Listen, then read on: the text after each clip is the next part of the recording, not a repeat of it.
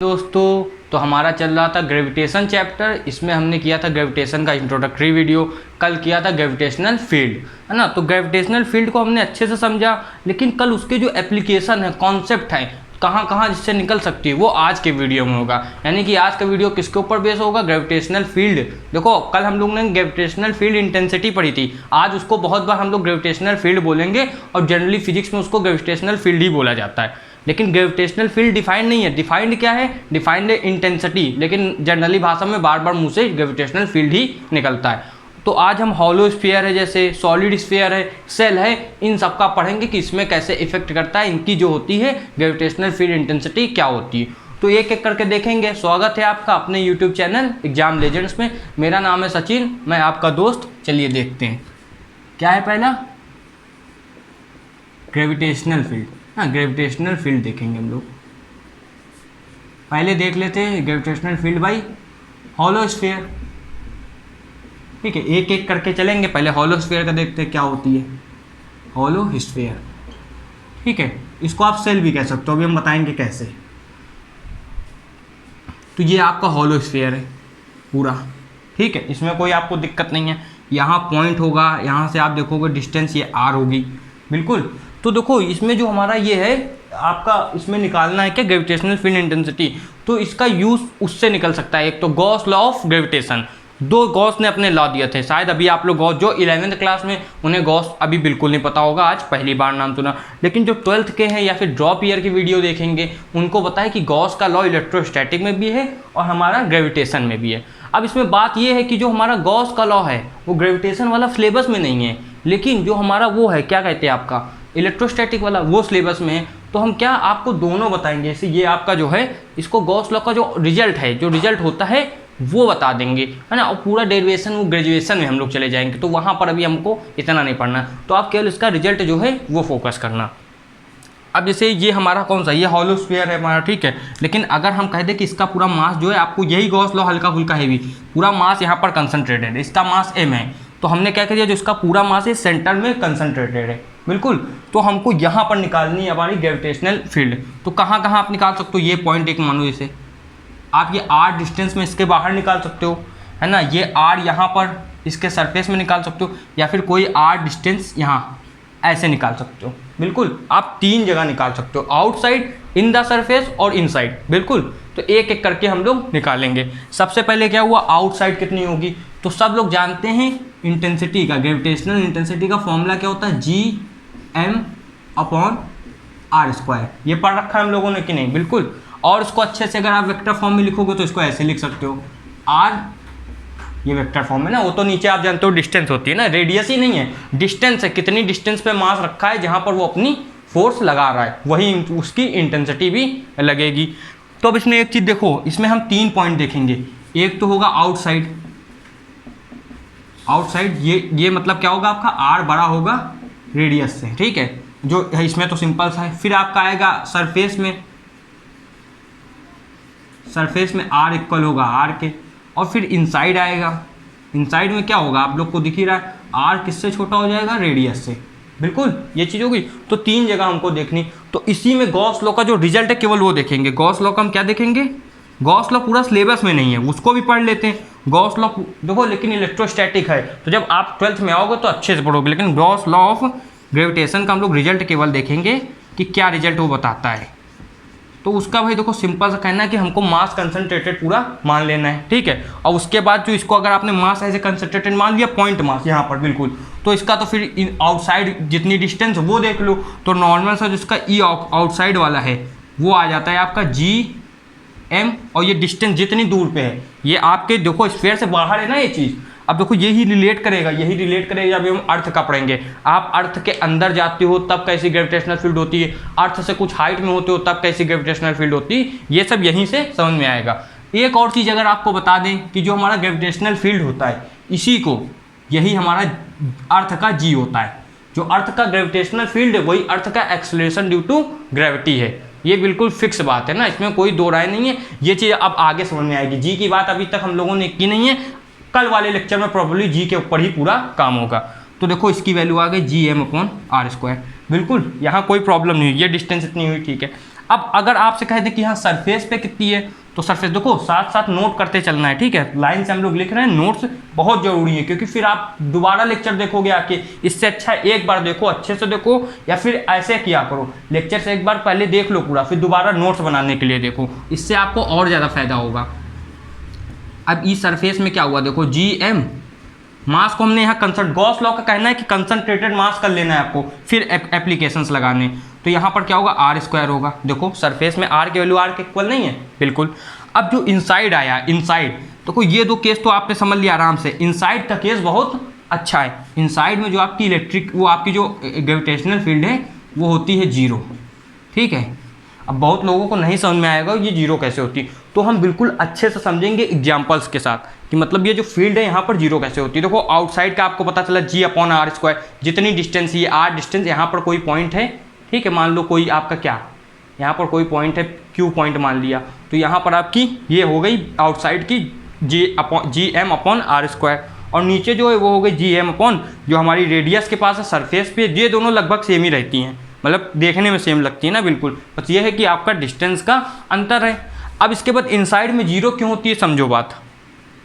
मान लो ये है ना, यही फिगर है यहाँ पर, यहाँ पर भी देख सकते हैं, लेकिन यहाँ पर देखो ये बीचों बीच में रखा हुआ है मास, तो अब ये अंदर की बात कर रहे हैं, ये अंदर में ये पॉइंट है ना यहाँ पर बीचों बीच में अंदर का। अभी तक हमने सरफेस की बात की और बाहर की बात की, अंदर में आप देखोगे, आप छोटा छोटा मास ले लो, मान लो यहाँ पर डीएम ले लिया है ना, ये अब इसका छोटा छोटा मास तो निकालते हैं, तो इसकी वजह से ग्रेविटेशनल फील्ड यहाँ होगी, इसकी यहाँ पर कोई मास होगा, यहाँ होगी, यहाँ कोई मास होगा, यहाँ होगी, भाई पूरा कंटिन्यूस मास है, तो हम डीएम करके कल भी देखा था कि डीएम करके ही आंसर आता है, तो यहाँ पर डीएम करके कारण कि आप देखोगे सब एक दूसरे को कैंसिल कर देंगे, बिल्कुल सब एक दूसरे को कैंसिल कर देंगे, तो इनसाइड की ऐसे जीरो होती है। और समझना अच्छे से, तो ये देखो, अब बहुत को डाउट होगा, चलो वो तो सेंटर पे कोई पॉइंट यहाँ हुआ तो उसका क्या होगा, तो उसकी ये और ये बैलेंस तो नहीं होगी, बिल्कुल बात सही है, लेकिन अब एक चीज़ देखना, यहाँ पर का जो मास है वो ज़्यादा हो जाएगा और यहाँ की डिस्टेंस ज़्यादा हो गई, वहाँ का मास कम नहीं होगा अगर वहाँ की डिस्टेंस कम हो गई, तो मास पर यूनिट लेंथ दोनों का बराबर ही तो है,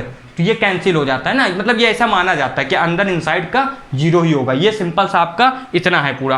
अब जो सबसे मेन टॉपिक है, मतलब हॉलोस्फीयर का हुआ, और इसको सेल की तरह कैसे कंसीडर करते हो।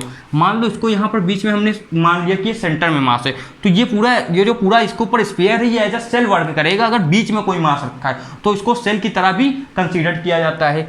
अब हम क्या करेंगे, इसके आगे देखेंगे सॉलिड स्फीयर। जब तक तुम इतना नोट करो सब लोग,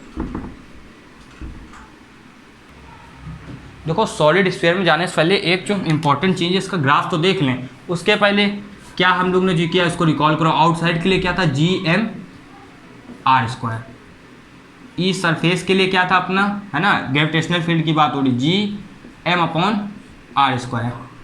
और जी जो हमारा ई जो इनसाइड है उसके लिए क्या थी आपकी, जी एम, अंदर क्या इनसाइड के लिए क्या थी, जीरो, ठीक है ना, इनसाइड में तो जीरो थी, कैसे जीरो है ये भी बताया। अब इसका ऐसे बनता है, इलेक्ट्रिक फील्ड को आप वाई एक्सिस में दिखाते हो, जो डिस्टेंस होती है उसको हम लोग किस में दिखाते हैं, वो एक्स एक्सिस में। ये यहाँ पर ऐसे बन जाएगा, ये स्फीयर अपना बना, इसकी रेडियस है आर रेडियस, ठीक है, ये रेडियस आर हुई। तो इसमें आप देखोगे उसको केवल फोकस करना है। ई आउटसाइड जो है वो कैसी है, देखो ई आउटसाइड जो है वो आपको यहाँ से दिख रही है, ई देखो ये तो कांस्टेंट है, इसको ऊपर ना वो करना, आर की डिस्टेंस वेरी करेगी, यहाँ पर जो थी आर की डिस्टेंस वो वेरी करेगी, लेकिन ये तो आर कांस्टेंट है ना रेडियस का, तो ये तो कांस्टेंट है यहाँ पर। लेकिन आप देखोगे ई इन्वर्सली प्रोपोर्शनल है, हमारा जो ग्रेविटेशनल फील्ड है इन्वर्सली प्रोपोर्शनल है 1/r स्क्वायर के, तो दिख ही रहा साफ ना, जी और एम कांस्टेंट है। वैसे यहाँ ये कांस्टेंट है, नहीं तो इसके भी इन्वर्सली होता। तो आप यहाँ तक अच्छे से देखना, ई इनसाइड की बात करें, यहाँ तक हमारी जो ये इलेक्ट्रिक फील्ड है, ये आपकी ग्रेविटेशनल फील्ड है, और ये हमारी डिस्टेंस है। अब यहाँ से देखो ये जो है ये चीज़ यहाँ तक इनसाइड है, इनसाइड में क्या था, जीरो, तो यहाँ तक ये हमारा बढ़ेगा नहीं, बढ़ेगा नहीं, बढ़ेगा नहीं, तो यहाँ तक हुआ जीरो बिल्कुल ग्राफ। देखो यहाँ तक ई हमने नहीं बढ़ाया, डिस्टेंस बढ़ी, देखो ये यहाँ पर बढ़ा कि नहीं, लेकिन ये हमारा जो ई है नहीं बढ़ा बिल्कुल। अब इसके बाद क्या हुआ, जैसे आर आएगा, जैसे आर आएगा आप देखोगे आर में ये मैक्सिमम वैल्यू है, यही तो मैक्स वैल्यू है, इसके आगे तो फिर घटती जाएगी भाई, यहाँ तक मैक्स वैल्यू आएगी, इसके अंदर तक तो जीरो है, लेकिन आर में आ जाएगी मैक्स वैल्यू, और इसके आगे फिर देखो ये डिक्रीज करेगा 1/r स्क्वायर, मतलब अगर ये 2 हुआ तो ये 4 गुना कम हो जाएगा। ये आप समझ रहे हो ना, ये 4 गुना, जैसे मान लो इसकी वैल्यू 3 हुई तो ये 3 का स्क्वायर 9 गुना ऐसे कम होगा स्क्वायर में। तो आगे तो कम होगा, तो यहाँ तक ये मैक्स वैल्यू आ जाएगी। यहाँ पर ई की वैल्यू क्या हो गई, gm/2 हुई, बिल्कुल ठीक है। यहाँ पर पूछते हैं ई की वैल्यू कितनी हो गई, तो ई की वैल्यू 0 हो गई। ये आपका क्या है, या तो है ग्रेविटेशनल फील्ड, ठीक। अब यहाँ पर देखो जो आउटसाइड की बात हुई, अब हम जब ऐसे स्फीयर के आउटसाइड आएंगे तो ये ऐसे घटेगा। अब ये ग्राफ ऐसे क्यों जा रहा है, क्योंकि ये 1/r² यानी कि पैराबोलिक ग्राफ होता है, सबने पढ़ रखा है 1/r²। देखो इसको ऐसे भी कहते हैं एक्सपोनेंशियली डिक्रीज हो रहा है, एक्सपोनेंशियली। या फिर ये अगर ऐसे होता, देखो ये अगर ऐसे होता 1/r, तब तो ये ऐसे डिक्रीज करता, ये तो आपका लीनियर होता, लेकिन यहाँ स्क्वायर लग जाता तो एक्सपोनेंशियली होता, या फिर इसको कहते हैं पैराबोलिक। तो ये पैराबोलिक शेप ऐसे बना, और इसके लिए आप लिखोगे E = क्या होगा, 1/r, ये लिख दोगे, या फिर सीधा पूरा यही फॉर्मूला लिख देना। दिखाना है कि ये इन्वर्सली प्रोपोर्शनल है 1/r² की, ये दिखा दो, या फिर आप ये बता दो कि ये ऐसे पूरा है। ये तो सिंपल सी चीज़ बिल्कुल। अब हम देखते हैं क्या आपका सॉलिड स्फीयर, इतना नोट करिए जब तक। अब देखो देखते हैं कौन सा सॉलिड स्फीयर अपना, ठीक है। ग्रेविटेशनल फील्ड हमने किसकी वजह से देखी, हॉलो स्फीयर से और सेल से, ठीक है। तो वहाँ भी आपको क्या करना है, आप सॉलिड स्फीयर, सॉलिड स्फीयर के लिए हम देखेंगे। देखो इसमें एक स्पेशल केस आता है, ये इंपॉर्टेंट भी है, ठीक है। वो वाला तो आसान था, वैसे इसमें भी 2 पॉइंट आसान है, तीसरा थोड़ा सा ट्रिकी है। तो ये आपका है सॉलिड स्फीयर। अब इसको सॉलिड दिखाना तो आप ऐसे ऐसे लाइन मार सकते हो ना, सॉलिड है, मतलब अंदर से पूरा खोखला नहीं है, हॉलो की तरह। अब यहाँ पर इसकी रेडियस होगी यार, इसमें तो आपको कोई दिक्कत नहीं, ठीक है। तो इसमें पहले इसमें भी केसेस होंगे आपके, ऐसे एक हो गया हमारा ई आउटसाइड वाला, सेम होगा, इसमें कोई दिक्कत नहीं। मान लो ये पॉइंट माना हमने r डिस्टेंस में, तो ई आउटसाइड हुआ gm/r²। अब आ गई ई सरफेस की बात, तो ई सरफेस हुआ आपकी बार gm/r रेडियस वाला स्क्वायर। अब ई इनसाइड की बात हो गई, सब लोग बताएंगे ई इनसाइड कितना है, 0।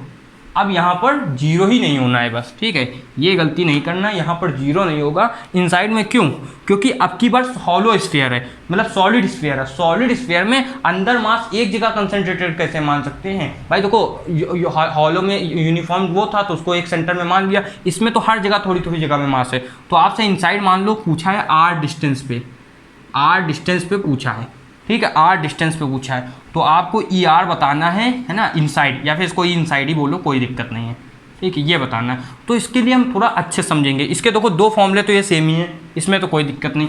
ई आउटसाइड आप क्या लिख लोगे, gm/r², और ई जो सरफेस में है वो आपका कितना है, gm/r²। इसमें कोई आपको प्रॉब्लम नहीं है, अच्छे से आया। अब इसका जो केस है वो देखना है, वो बड़ा प्रॉपर अच्छे से समझना है, ठीक है। तो देखो इस स्फीयर को हम लोग फिर से बनाएंगे, इस स्फीयर को आप बनाओगे फिर से, ये स्फीयर है, बिल्कुल ठीक है। अब क्या किया, देखो ये मतलब स्फीयर थोड़ा सा और बड़ा बनाओ, समझ में अच्छे से आए। तो इस स्फीयर को हमने बनाया, ठीक है, ये स्फीयर था पूरा कितना, r डिस्टेंस का। तो इसके अंदर मान लो ये डिस्टेंस पे हमको निकालनी है r पे, तो इस पॉइंट पे पूछ लिया आपसे, तो यहाँ पर आपने क्या किया, पूरा अंदर एक स्फीयर बना दिया। तो अच्छे से समझना, ये जो बड़ा वाला पीछे बाहर का स्फीयर है, इसके लिए जो है ये अंदर का, अच्छे से समझना, इसके लिए जो अंदर का स्फीयर है ये एक दूसरा स्फीयर बन गया। अगर आप सोचो एक सेल के अंदर एक ये इस सॉल्ट कैसी स्फेरिकल सेल बन गई है, स्फेरिकल सेल होता कैसा, देखो अच्छे से समझना। अगर ये जो इसके अंदर की एक हम बॉल काट के बाहर निकाल दें, तो अंदर जो बचा, अच्छे से इमेजिन करना है, एक आपके पास बॉल है, उसके अंदर एक छोटी सी बॉल बना के बाहर निकाल दो, समझ लो, उसके अंदर एक छोटी सी बॉल बन के बाहर निकाल दो, तो फिर जो अंदर बचा वो एक स्फेरिकल सेल है। वही चीज़ यहाँ पर समझनी है। अब इसको देखो, अगर ये नहीं समझ में आ रहा है तो इसको ऐसे समझो, ये देखो अच्छे समझना, ठीक है, ध्यान से एकदम। ये हुआ कि हमारा डिस्टेंस r पे, इसको हमने क्या किया, ये चीज़ जो है इन दोनों बीच में गैप नहीं है, गैप करो, थोड़ा सा गैप कर दिया, ये थोड़ा दूर में आ गया, ठीक है वही चीज़, ये दूर में आ गए। तो ये अब देखो आपको एक सेल की तरह दिखेगा, अगर इमेजिन करोगे, मान लो आपके पास एक्सरे विजन है तो आपको ये दिख पाएगा, ठीक है, ऐसे इमेजिन करना है, तो आपको ये आर पार दिखेगा बिल्कुल। अब यहाँ पर आप देखोगे ये जो बाहर वाला, ये जो पॉइंट है पी वाला, ये सेल के लिए अंदर का पॉइंट नहीं हो गया, ये जो पॉइंट है पी वाला है सेल के लिए अंदर का पॉइंट नहीं हो गया। तो यहाँ पर जो हमारी ई नेट हो गई, जो हमारी ग्रेविटेशनल फील्ड नेट होगी, वो 2 की वजह से होगी। देखना अच्छे समझना, एक तो ई सेल की वजह से होगी, ई सेल की वजह से इनसाइड, ये आपसे पूछ लिया, और एक केस बनेगा इसके, ये अब एक ये स्फीयर भी तो है ये, तो इसके एक सरफेस पे होगी ना, तो ई सरफेस, ई सरफेस पे जो आपका पॉइंट पी है, दो होंगी अच्छे से, ठीक है। लेकिन ये देखो अब ये जो अंदर वाले का आप जब लोगे तो इसका मास चेंज हो चुका होगा भाई, पूरे का मास हमने क्या माना m, लेकिन इसका मास चेंज नहीं हो गया होगा। ये जो चीज़ है, ये समझ में आ रहा है ना, ये देखो ये चीज़, इसका मास चेंज हो गया होगा तो इसका मास m डैश मान लेंगे। यहाँ तक कोई प्रॉब्लम नहीं किसी को, बिल्कुल ना, आज साथ में नोट करते हुए चलना है। अब ई सेल इनसाइड जो जीरो क्यों हो गई, हमने केस पर रखा है कि जो इसके लिए अंदर वाला पॉइंट है एकदम पॉइंट हो जाएगा ना सेल के अंदर होगी जीरो, तो ये चीज़ तो जीरो हो जाती है। सेल के अंदर अगर कोई पॉइंट है तो उसकी जीरो होती है, तो ये भी जीरो हो गया। लेकिन अब इसके हिसाब से इस वाले के हिसाब से ये सरफेस पे, तो सरफेस का फॉर्मूला क्या होता है, जी एम अपॉन जितनी भी ये सरफेस पे आर एम डैश होगा, क्योंकि अब मास कम हो चुका है। ये चीज़ है, यहाँ तक पूरा नोट करना है। अब इसके आगे पॉइंट आपको देखेंगे, अब इसके आगे का पॉइंट देखेंगे, देखो ये चीज़ नोट करना, इसको साइड में लिख लो, ई सरफेस इक्वल टू क्या हुआ आपका G M dash upon R square. ये फॉर्म देखो, ये चीज़ आ तो गई है, लेकिन ये ऐसे फॉर्मूला आएगा क्या वहाँ पर, इसको अब हमको डेराइव करना है, इसका फॉर्मूला निकालना है। तो ये आपने नोट किया, इसके आगे भी हम देख रहे हैं, ठीक है। अब इसके आगे आपको एक चीज़ देखनी, ये एम डैश मार्क्स हो गया, ठीक है। ये हम अपना छोटा सा स्फीयर, ये जो स्फीयर है ये, इसको काट के अलग रख लेना है, ठीक। वो स्फीयर का अब तो काम है नहीं, तो जो नया स्फीयर बना हमारा छोटा सा, ये उसकी डिस्टेंस ऐसे आर है, पॉइंट यहाँ पर पी है, इसके ऊपर पूरा खेल होगा, ठीक है। तो इसको अच्छे देखो, इसका मास अब कम हो चुका है भाई। देखो एक हमने एक ऐसे एग्जांपल लिया, जो बॉल थी, बॉल के अंदर एक बॉल काटी, तो वो बॉल का मास कम नहीं हो जाएगा, वो जो ऊपर वाला टुकड़ा उसको फेंक दिया। फेंक क्यों दिया, अब बहुत लोग कहते हैं उसका जीरो है, मैंने पूरा रीजन बताया क्यों जीरो है, क्योंकि वो जो बाहर का स्फीयर है सेल, उसके हिसाब से जो पॉइंट है अंदर का, वो पॉइंट ऑब्जेक्ट की तरह वर्क कर रहा है, सेंटर के अंदर वर्क कर रहा है, इसलिए वो जीरो हो गई, जैसे ई सेंटर जीरो होता है। अब यहाँ पर अच्छे से समझना, ठीक है। ये हमारी जो ई एस की वैल्यू है, ये यहाँ पर कौन सी थी, ई इनसाइड की ना, ई इनसाइड की, तो ई इनसाइड की वैल्यू यहाँ पर कितनी आ गई, जी एम डैश अपॉन कितना ही, सब लोग बताना, आर स्क्वायर, ठीक है। अब एक चीज़ बताओ, यहाँ पर जो मास ये चेंज हुआ है, तो इसका एक रिलेशन आप जानते हो डेंसिटी का, क्या होता है बताओ, डेंसिटी का होता है मास अपॉन वॉल्यूम होता है, ठीक है। अब एक चीज़ बताना, ये जो चीज़ यहाँ पर है, अगर इसका मास चेंज हुआ है तो वो भी चेंज होगा, ठीक है। मास अच्छा समझना, मास चेंज हुआ है तो ये भी चेंज होगा, लेकिन डेंसिटी चेंज होती है क्या, मान लो पानी हम जाए 1 लीटर में लेके आए या 100 ml में लेके आए, उसकी डेंसिटी नहीं चेंज होती जब तो उसमें आप कुछ नमक वगैरह ना मिलाओ, तो ये इसकी डेंसिटी नहीं चेंज हुई, बस डेंसिटी का खेल यहाँ पर कर दो। अब यहाँ पर आप क्या कर सकते हो, अच्छा समझना, मास की जगह आप क्या लिख सकते हो, डेंसिटी, ये वी उधर चला जाएगा, आ जाएगा वी रो, इसको यहाँ पुट करो, ई इनसाइड की वैल्यू हुई जी रो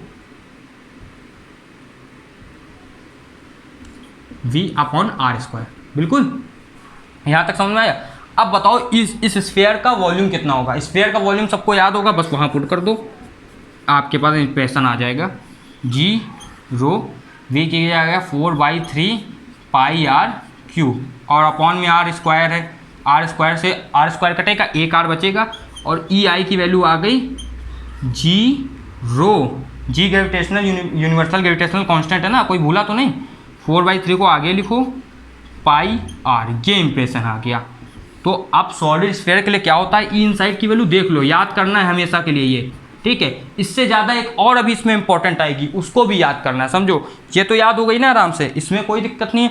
अब देखो सबसे ज़्यादा जो आप एनसीईआरटी वगैरह में पाओगे वो एक दूसरी यूनिट है, लेकिन यहाँ से कुछ दिख रहा है, आप लोग अच्छे से गौर करो, हमको ये दिख गया यहाँ से जो ई है वो अब की बार पहली बार, देखो अभी तक इतने केस हम लोगों ने रखा, जो हमारी ग्रेविटेशनल फील्ड थी वो हमेशा इन्वर्सली प्रोपोर्शनल थी, आर स्क्वायर के, लेकिन यहाँ पहली बार ऐसा होगा इनसाइड में सॉलिड स्फीयर में। देखो यही होगा हमारे अर्थ के साथ, आप समझ नहीं पाओगे कब बढ़ जाएगी कब घट जाएगी। तो यहाँ वाला केस अच्छे से देखो, जो हमारा ई इनसाइड है यहाँ पर, वो भाई डायरेक्टली प्रोपोर्शनल है आर के साथ। देखो ये पहली बार हुआ, इसलिए इंपॉर्टेंट कैसे इसको नोट करो, इससे जेईई मेंस में यहीं से क्वेश्चन बनते हैं, यहीं से 2008 में भी क्वेश्चन आ चुका है, 17 में भी आ चुका है, ठीक है। जब हम क्वेश्चंस का सेशन करेंगे तो इनके अच्छे क्वेश्चंस करेंगे ना, आपकी डिमांड के ऊपर, जितनी डिमांड आएगी उस हिसाब से। तो ये चीज़ तो आपने देखी, ये हुआ इतना। अब देखो यहाँ पर एक और फॉर्मूला बन सकता है, 4/3 है, उसको एज इट इज रखोगे, ठीक है। पहले तो ये वाला फॉर्मूला यहाँ पर नोट करोगे, ई आई की वैल्यू कितनी आ गई ना, फिर दूसरा डिराइव करेंगे, 4/3 जी रो पाई आर, ये आई वैल्यू, ठीक है। अब एक वैल्यू ये आपने इतना नोट किया, अब देखो दूसरी वाली कैसे आएगी। ये इतनी वैल्यू आपकी, इसी वैल्यू को यहाँ पर रखा 4/3 जी रो पाई आर। अब रो की कुछ वैल्यू होगी, रो की वैल्यू क्या है, अच्छे से देखो यहाँ पर जो हमारी रो की वैल्यू है वो आप क्या रख सकते हो, ये वॉल्यूम नीचे जाएगा तो वॉल्यूम की अब ऊपर में मास की वैल्यू रख दो, आंसर देखो अभी कैसे आएगा, देखना अच्छे से, अच्छे से समझना आपको। ये जो होगा देखो रो की जगह आप क्या मास अपॉन पूरा वॉल्यूम भी लिख सकते हो, कोई दिक्कत तो नहीं इसमें, मास अपॉन पूरा वॉल्यूम भी लिख सकते हो, उसमें कोई दिक्कत नहीं है। तो बस volume dash, mass upon volume dash रखो, कोई दिक्कत नहीं है। तो आप इसको जब सॉल्व करोगे तो वैल्यू क्या आएगी, देखो 4/3 जी की जगह वैसे रख दो, ठीक है। यहाँ रखोगे आप मास, या यहाँ पर मास डैश रखो, मास डैश, उससे कोई प्रॉब्लम नहीं। अब जनरल फॉर्मूला बनने जा रहा है ना, तो अब उससे कोई दिक्कत नहीं है, एम डैश हो या फिर मास हो, कोई दिक्कत नहीं। अब मास अपॉन वॉल्यूम, रो क्या होता है मास अपॉन वॉल्यूम, तो 4/3 पाई आर आपका कितना आएगा यहाँ पर क्यूब, ठीक है। 4/3, एक मिनट, रो की आपकी वैल्यू क्या हो गई, रो यहाँ पर कितना जी रो आर पाई आर इतना आया है, ठीक है। तो यहाँ पर आपकी वैल्यू कितनी हो गई, ये चीज़ है आपकी, इसकी वैल्यू पहले कितनी आई थी ये लिख लेते हैं। ई आई इक्वल टू आई थी आपकी रो 4/3 जी पाई रो आर, ये आई कितनी वैल्यू, इतनी पूरी वैल्यू आई थी बिल्कुल ना। अब इसके आगे आप ये जो पूरी वैल्यू नोट करोगे, फिर हम क्या करेंगे दूसरी वैल्यू को अच्छे से भी निकालेंगे, इतना आप पूरा नोट करो। तो देखो यहाँ पर ये जो था, आपको रो की जगह मास अपॉन वॉल्यूम रखोगे तो अब देखो कौन सा एक फॉर्मूला आएगा, ई इनसाइड का 4/3 जी रो की, देखो रो पूरे वाले मास का रखोगे तो आएगा आपका मास अपॉन वॉल्यूम, वॉल्यूम था 4/3 पूरे, जो पूरा हमारा स्फीयर था उसके लिए 4/3 पाई आर क्यूब इंटू आपका कितना था पाई आर। तो यहाँ पर क्या होगा, पाई से पाई तो चला जाएगा, आएगा 4/3। अब यहाँ पर देखो 4/3 से 4/3 भी चला गया, हर चीज़ें यहाँ कट जाएंगी, आपका आएगा जी एम आर अपॉन आपका कितना है आर क्यूब, ये आ जाएगा एक फॉर्मूला। ये आपको हमेशा के लिए याद रखना है, और ये भले ना याद हो, ये हमेशा के लिए याद रखना है। अब बहुत बार क्या होता है यहाँ पर हम लोग क्या करते हैं, माइनस, आप देखते हो कि बहुत एनसीईआरटी बुक में भी दिया हुआ है माइनस दे देते हैं। तो ये माइनस होता क्या, इसका मतलब ये होता है कि ये जो हमारा ये जो है आर, इसकी जो हमारी डिस्टेंस है, इसकी जो हमारी ये जो डिस्टेंस है, ये जो आर है, इसकी डिस्टेंस अपोजिट डायरेक्शन में होती है, इसका जो वेक्टर होता है। अगर आप इसको ऐसे दिखाओगे तो ये वेक्टर फॉर्म में ये माइनस ज़्यादा सही होता है। इतना सिंपल सा, इसमें